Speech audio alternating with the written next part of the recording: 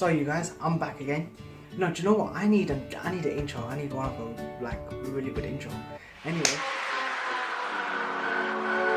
Never gonna give you up. Today I want to talk about book review. The book I'm going to review today is the 10x Rule. Unfortunately, I don't have the hard copy, but I do have the Kindle copy.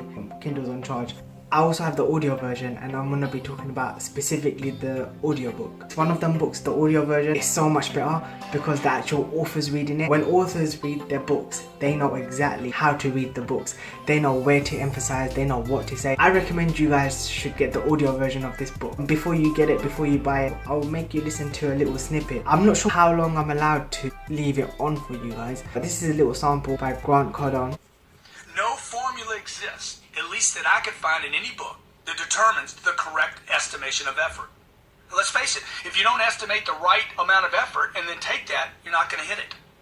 Talk to any CEO or any business owner and he or she will tell you that sufficient levels of motivation, work ethic, and follow-up are clearly in shortage today. Whether your goal is to improve the planet's social condition or to build the most profitable company in the world, you will be required to use 10x think and 10x actions to get there. It isn't a matter of I think that's just about how much I can let you listen, because obviously that's his book. It's copyright. I'm sure I'll get in trouble if I let you guys listen to any more of it. The audiobook version is so good. When I'm traveling or when I'm going to the gym, whenever I get time, I just put it on. His voice instantly wakes you up. For me at least, he's got this thing to his voice. That's just the normal pace. I set the audiobook to a bit faster than the normal voice. It's about 6 hours. I think I finished it about 3 or 3.5, and it probably took me about a week. But anyway, coming back to the 10x Rule, the book is based on his concept of 10x. This is my summary of his book. These are some of the points I'm gonna make, because I realize when I'm doing videos, when I don't write things down, and then afterwards I'm looking at it and I realize, oh crap, I forgot like one of the main points, or I forgot something I really wanted to say. So if I'm looking down, it's only because I've wrote things down that I want to get through. So his book is divided into 2 sections. So the first bit is about the 10x, the strategy he developed for life, for businesses, for whatever you're doing.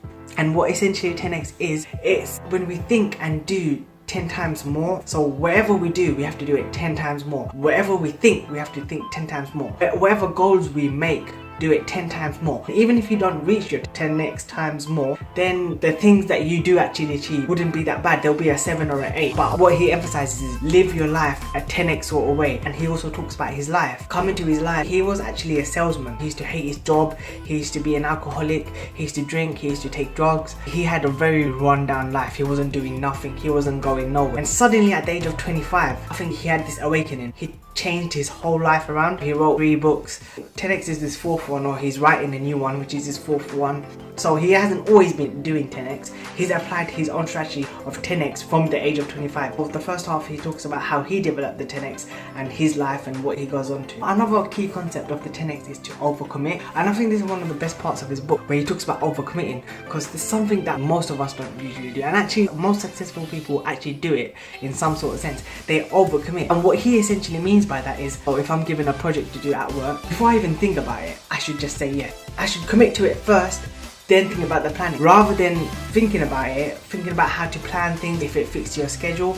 He says, just commit to it, overcommit, just commit to it, just say yes, think about that later. And it's so true. I know it doesn't sound like the most cleverest thing to do or the most smartest idea, saying yes to something and not planning it, but actually if you commit to something, you've committed to it, then you plan it, then you do it, because then everything else is gonna come. But if you start planning it first, then scheduling it, and then you realize no, you can't do it. So he does talk about the commitment, and whether we should commit, we should always say yes. Another idea he talks about that I've already talked about in a previous video is friends and who you choose to hang around with, and that's another key concept that he talks about. That's another key idea that I told you every self-development guru or entrepreneur or business or psychology person talks about, who you hang around with.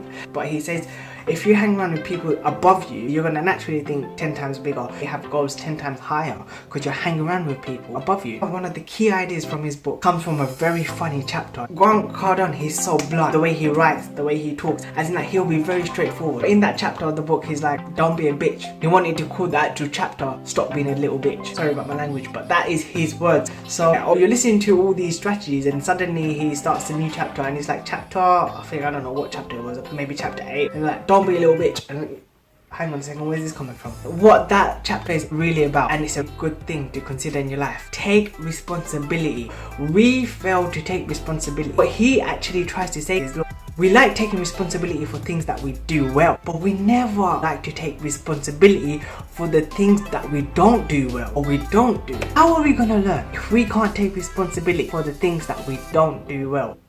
It's so true. Obviously his strategy is 10x. He goes way more further than this. He says that, look, take responsibility of the things that are even out of your control that went wrong. And he says, look, even if it was out of your control, ask yourself, what could you have done to reduce the impact of this happening next time? He talks about a car crash. Say you were driving in a car, you're leaving for work, another person comes behind your car and crashes, and he says, take responsibility for that. How are you going to take responsibility for that? And obviously he doesn't mean that, look, oh yeah, it's your fault, go and say sorry to the guy. No, he doesn't mean that. He says, look, what are the ways that you could have reduced that impact from happening? Totally eliminated it even. Could you have left earlier? Could you have avoided that route? I know things like that are unavoidable, but it's the idea that he's talking about. Take responsibility for the things that we don't do well. That's an awesome chapter in his book. Don't be a little bitch. I don't know about you guys, but there are loads of people out there that fall under that. They fall under the fact that they don't want to take responsibility for the things that they don't do well. Most successful people out there actually do take responsibility. They realize, okay, look, they haven't done this well, so next time what am I going to do? It's my fault and these are the mistakes I've made. I'm going to take responsibility for it, and that's how you learn. That's how we should learn. Anyway, but those are the key ideas that I've taken away from the audiobook. Who I think is for, I think the book is aimed at the business people. There are some things I'm definitely going to take away, like the responsibility, the 10x, the actual 10x rule.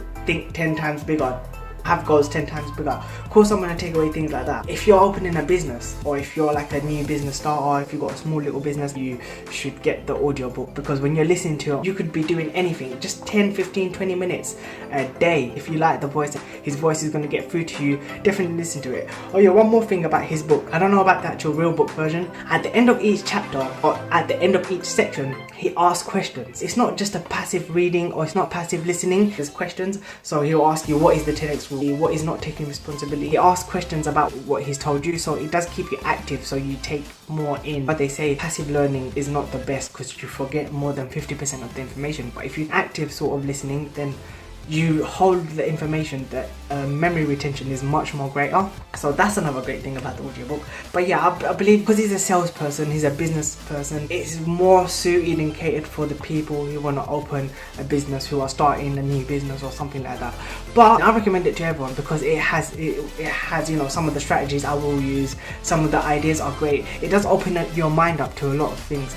So in that sort of sense, yeah, I believe if, number one, you like audiobooks, download the audiobook and give it a little listen. It may get through to you. By the way, 6 hours is not much. Just listen to it 20 minutes a day. It will do you wonders. There's a famous saying by Bruce Lee. He doesn't fear a man that can do 1,000 kicks a day, but he fears a man that does a single kick for 1,000 days. Listen to it 20 minutes, 30 minutes a day, rather than listen to it 6 hours. It's a very good way to active or passively even take information in. So anyway, whatever suits you, try the book or try the audio version. The audio version definitely worked for me. Anyway, you guys, I'm out. Till next time. See you guys later. Never gonna give you up. I'm never gonna let you go. Never gonna say goodbye.